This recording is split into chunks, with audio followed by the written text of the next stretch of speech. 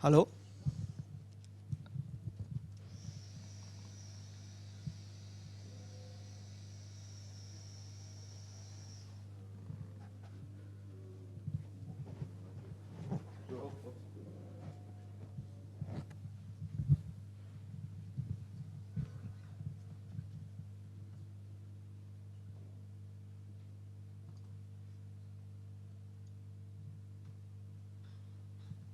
Okay, perfect.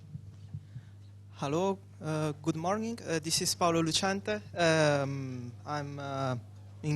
I split my time between the PMSECT project, where I am lead developer of the project, and AS286, where I am a network designer for KPN International. Today we will be speaking about PMSECT project, which started many years ago. It started as a NetFlow and SFlow collector. During this presentation, we will have just a recap of what a PMSECT is for who doesn't know about the project. And then we will spend most of this presentation in the recent developments around BGP, introduction of native BGP within the NetFlow and the SFlow collector. First of all, what PMSECT is, it is open source free software. It is meant as being an IPv4, IPv6 accounting tool, and providing data reduction methods like logical, spatial, and temporal aggregation for data, trying to let you have some sort of control of the data modern network will vomit onto your NetFlow tool, usually, and also provides features like possibility to tag your network traffic, to split it, do classification at layer 7, and lookups and external lookups, for example, BGP, and that's where we will be focusing today. PMSECT has on one side set of supported collection methods, pickup, NetFlow, or SFlow, and on the other side we see a set of storage methods, so SQL, the well-known open source SQL databases, and the memory table. The fact that you see also NetFlow and SFlow on that side, it means that the software can also act as a probe and not only as a collector. But that is off topic for today. On the chain of collecting packets of the network to presenting network statistics, PMSECT sits at the bottom, at the very bottom of this chain. So basically, its task finishes once data is accounted and written down to the database or to the memory table. Post-processing can be as easy as an SQL query to retrieve data of interest, or can be as complex as a correlation tool. And presentation is about the visualization of network statistics. They are out of scope of PMSECT, but the good news is that there is a number of projects topped over PMSECT which basically take care of that. Of course, the other alternative is that you take care of that yourself.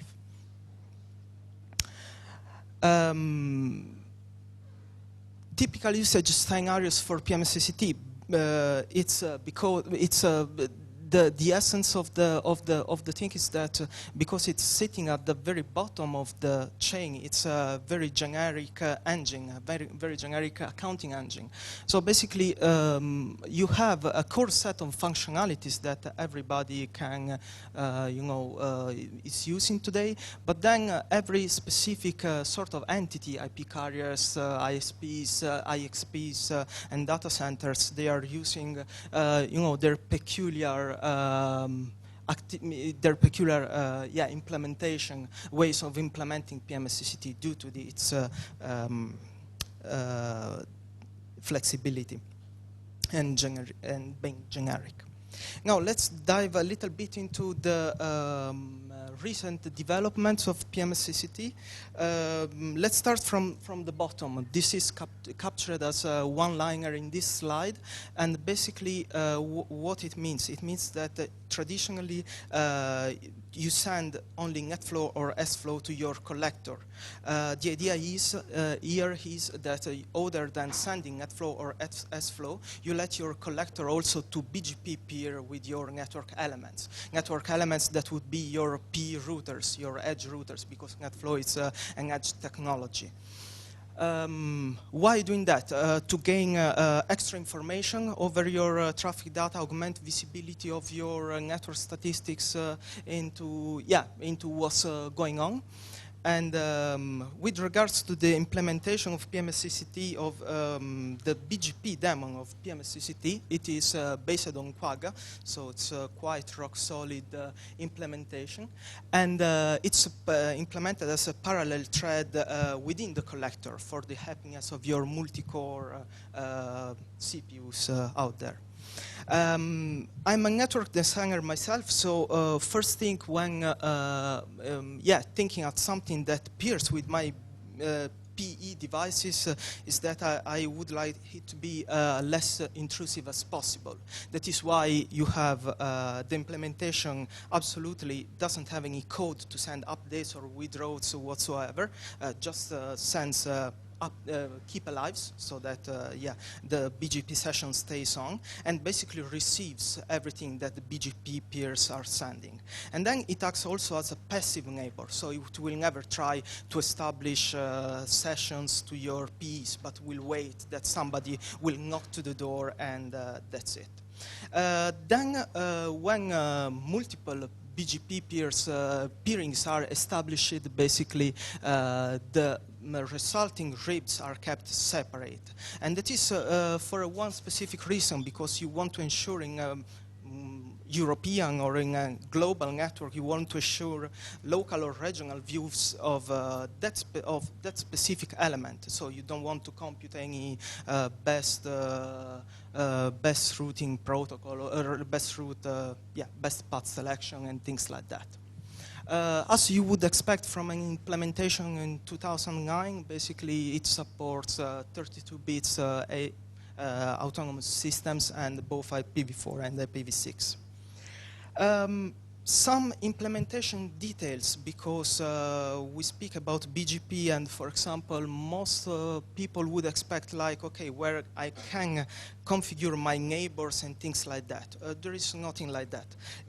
The implementation bases on trust, meaning that basically you can define a maximum number of peers, and that's it. From a security point of view, it's not a big deal. The application should just speak BGP to your internal elements and not to external partner or third-party elements, so it should be quite easy to close it up. And on the other side, it simplifies automation. Automation is, of course, a very attention point of many solutions, so we will see about that later on. And then there is also no concept of what is my AS number. Basically what happens is that because it's a passive BGP implementation, the AS number is read from the open of the remote peer, and basically an IBGP peering is ensured. Why is that? For the simple reason that when you, for accounting reasons, you really want the most genuine sort of view. You really want the view of your neighbor. So you want an IBGP peer, and maybe better also if you configure it as a root reflector client. And of course, yes, this implementation enables a new set of aggregation primitives that will say something to somebody who already knows about the PMSECT project. So to all the layer 2, 3, and 4 primitives already available, you add all these ones which are very BGP related.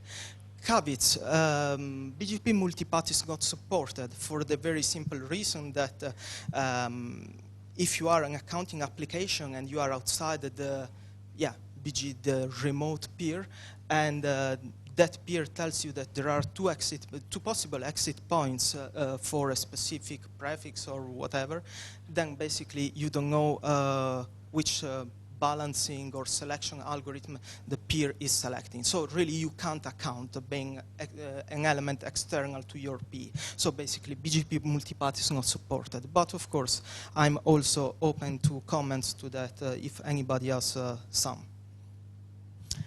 Let's see a little bit with an illustration how it would work. Basically, it's all from the perspective of the orange circle, which would be our AS number, and the orange circle has also a smaller orange circle, which are the PE devices. So the first step would be that the PE devices are are appearing with the PMSECT software and sending possibly the full BGP table. That is not mandatory, but it would be better to have a full BGP table. Second step is traffic flows from a remote source AS to a remote destination AS, and we are just a transit point. And that will trigger the step number 3, which is that the P router will create and send net flow records to the PMSECT application. Ingress net flow is typical, and that is what is shown over here. The fourth step is what basically we are speaking and we are focusing with this presentation, which is the lookup. Basically, PMSECT receives the ingress net flow from one of the Ps, and before passing to the further layers within the software, it checks whether it has the BGP rib of that specific PE. If that's the case, it attaches the extra BGP information to the net flow data that you already know. Going a little bit practical, this would be, don't take it too seriously. I mean, it's SQL, and but this is just for an example. I mean, this is the default table that is shipped with PMSECT out of the box. If you use this specific SQL schema, basically it will work with just 2 lines of configuration. But basically, PMSECT always has a tradition of allowing to strip aggregation primitives you don't use or add others that maybe are not listed over here and things like that. Basically, the main concept to grasp from here is that you have a table where you can tag network traffic. It's always nice to tag things. And then you have all the set of BGP primitives listed over there. And then you have counters and time reference. The 2 boxes over there suggest the presence of some maps, static maps. The first one, it should not be a big surprise for you, because if you want to tag something, you have to define what you want to tag. But the second one, for the source peer AS, well, can raise a little bit of an alarm, like, yeah, I don't want static maps for my source peer AS. But we will see more in detail the specifics about the source peer AS later on. Just 2 quick slides, this one and the next one. Yeah, still for who is familiar with SQL or less familiar with SQL, just to underline once again the powerfulness and flexibility of the language. I mean, if you want to get out of a SQL table the traffic delivered to a specific BGP peer or specific BGP peer per location, if you are peering at multiple places, then it's really as simple as you can see over there. And of course, you can also see quite easily, basing on, for example, local preference, the breakdown of traffic that you send to your customers and or to your peers or to your upstream providers, and then, for example, rank, do top 10 or whatever, or bottom 10 if you want to do day pair with somebody. And why integrating at the collector? Why integrating BGP at the collector? This is a very valid question. Somebody might argue like validity of the work, saying, hey, I have already BGP at my P elements. I can go to some router vendor and ask to include, for example, in NetFlow v9 the AS path or the communities. Right, correct. Good luck, first of all. with all respect for Juniper, of course.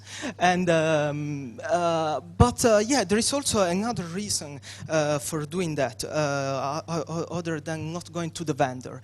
It's also because you can do things that you couldn't do if that was done at the router. And for example, if you have all the BGP ribs of your PE elements, and imagine that you have some PEs that have just a partial BGP view or a default only, then for example, you can follow the default and check whether you have the BGP rib of your default gateway. If that's the case, then it's your lucky day. You can absolutely resolve the information and attach BGP information to the NetFlow data. And then once again, this source Pirius, it's coming, and we will see it still later, but the important thing is that we give better chances to the source, to resolving the source Pirius.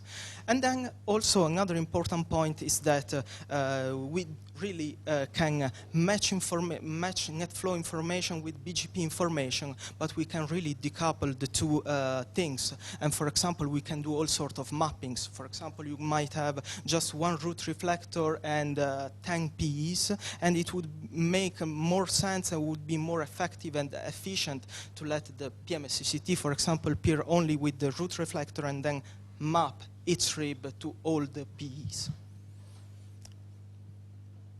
Some of the features implemented, this is, yeah, just to underline something important, like BGP has some nice attributes like MED or local preference, which are very easy to deal with because they are, yeah, some numbers, and it's as easy as that. But there are some more tricky fields,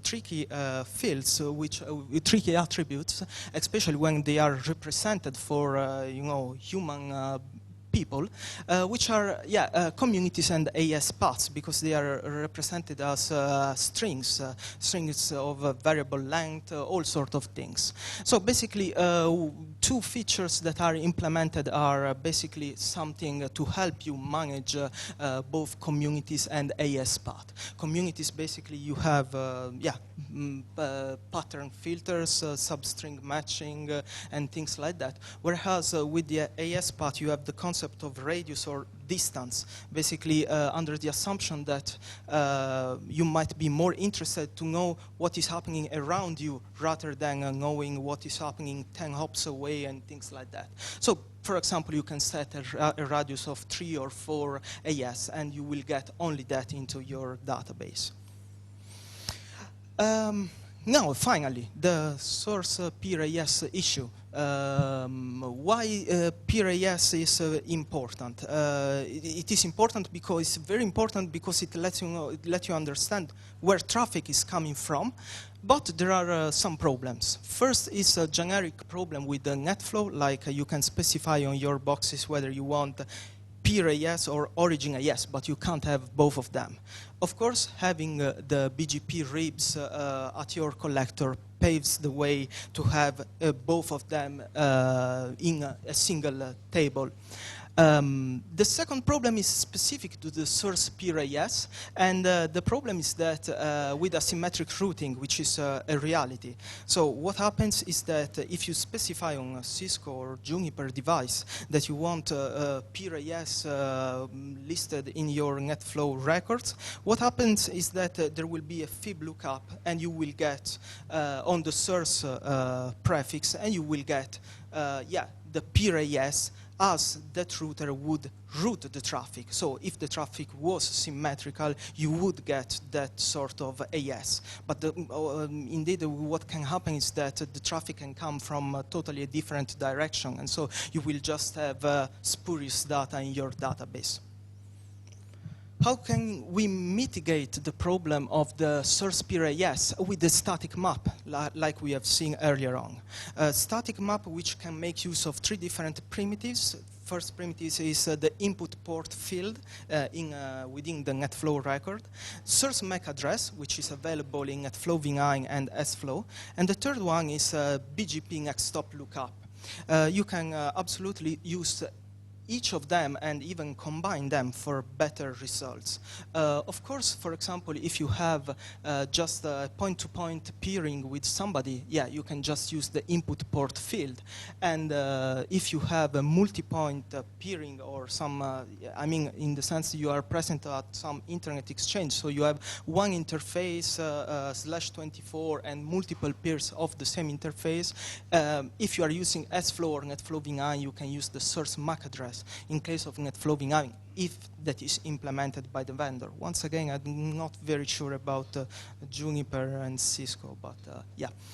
And then list, it's the last one is BGP next stop. So basically, you can do a lookup against the source prefix. You would get the next stop, and of course, you declare what is the next stop that you are expecting. So it's not the same next stop story as the fib lookup that is done in the router. So basically, you expect a next stop. You declare it in your static map, and then you say, if it matches the next stop in the BGP lookup matches the BGP next stop in my static map, then that's the one. Otherwise, I'm unable to resolve it. And that's the only way to go, unfortunately, with NetFlow v5. Accuracy is not really predictable in the sense that you can get a lot of unresolved things, even if in the field we have seen that working quite well, but at least you can limit false positives that maybe are more dangerous. Now, because we are seeing a lot of static maps and things like that, and the automation funds will maybe had already a heart attack, so we'll try to recover them a little bit. Basically, yeah, auto-discovery. Every static map is not evil by itself if there is an auto-discovery mechanism. What is the idea in PMSECT? The idea is that you use a combination of a feature, an ad hoc feature called the BGP neighbors file that basically writes down to a specific file, one per line, all the BGP neighbors which are in an established state. And then basically you can cycle through this file with an external script that basically does some SNMP queries and things like that. And so basically in that way you have, and of course with having maps, static maps reloadable at runtime, the picture should be, finished, should be perfect, because basically you have a way in which you can refresh the situation every 5 minutes, 1 hour, once per day, and things like that. Of course, there are some points of attention while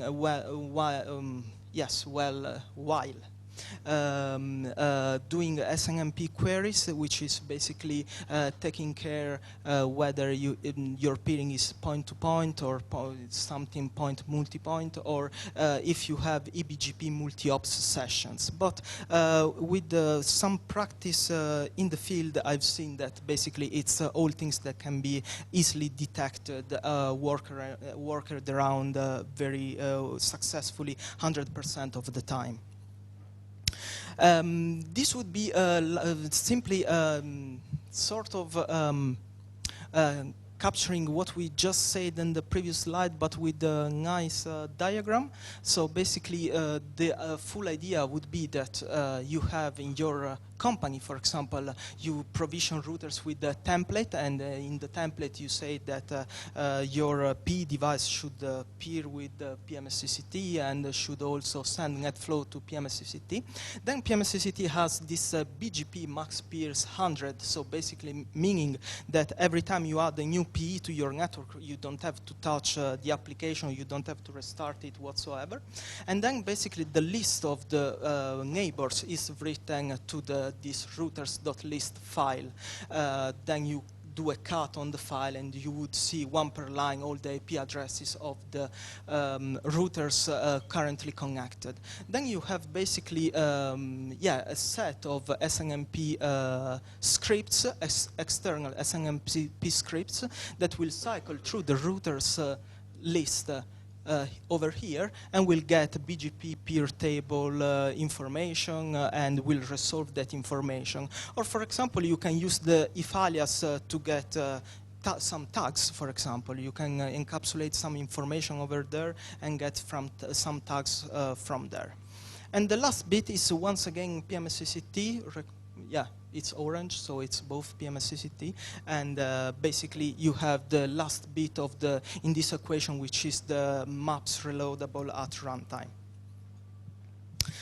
Last topic for this presentation, last important topic for this presentation, the case of entities on the provider IP address space. Yes, because we are saying a lot of BGP. BGP is nice, but sometimes you being a service provider might be giving out your IP address space to customers. And what will happen in that case? It would happen that you would have a null origin and peer AS, the AS path would be empty and things like that. So how can you recognize in a BGP table these entities? One idea could be to add IP prefix information in the database structure. You can do that. It is a possible and valid configuration in PMSECT, but it wouldn't scale.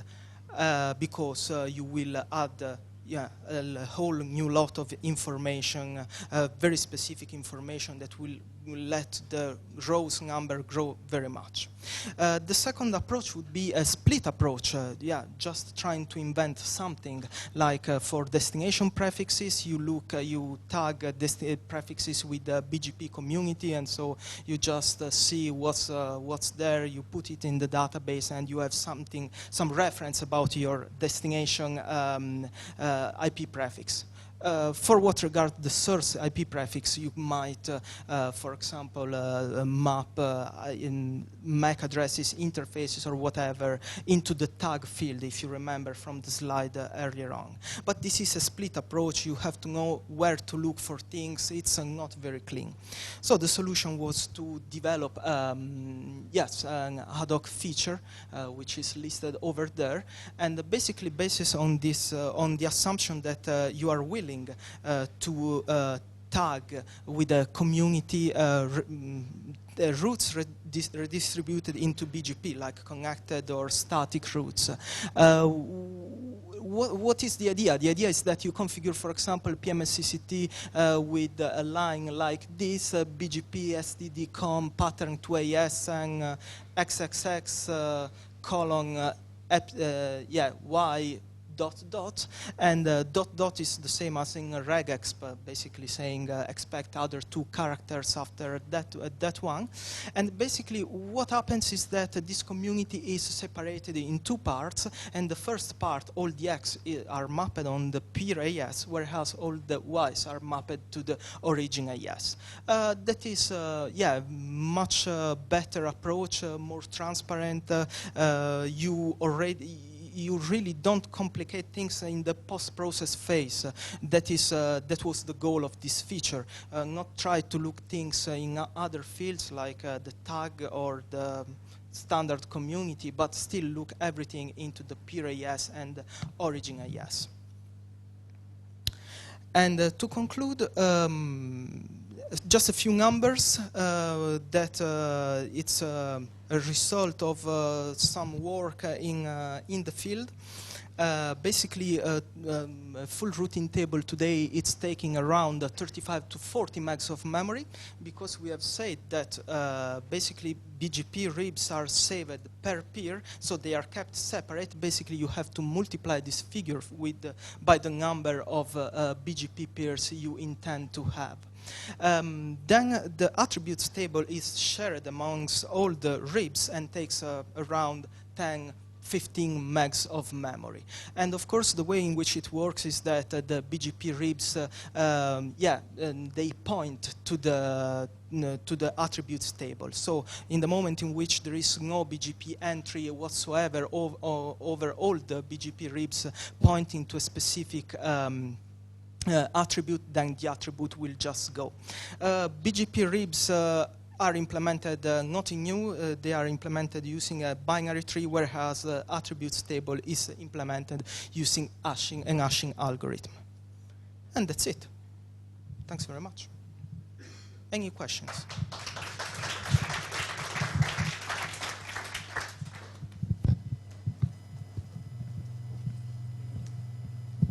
Hello, David Friedman from Clarinet. Just a quick question. Do you support sampled NetFlow? Yes, sampled NetFlow version 5, yes. But that's not what you were asking. You were already asking for NetFlow v9. You have the face of NetFlow v9. Yes. I can already see that.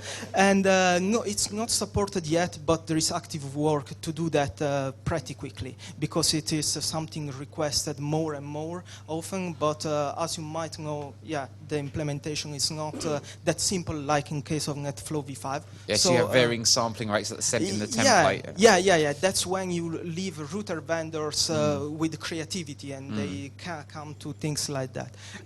But that was Cisco. That was not Juniper. And so that's it. So it will come very soon. Maybe October already will be there. Okay, thank you. Yeah.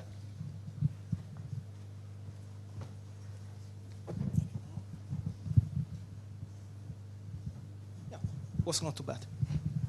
Okay, thank you, Paolo. Now, before you get your lunch, you have to listen to the people who paid for it. Actually, well, no, that's not true.